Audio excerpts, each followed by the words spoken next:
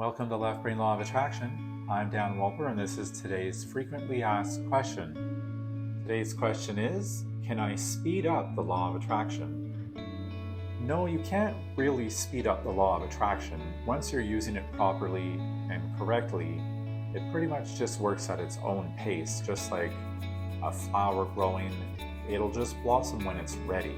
And trying to force something isn't going to help.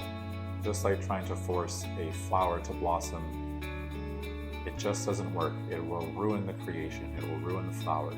So no, you can't really speed up the law of attraction. All right.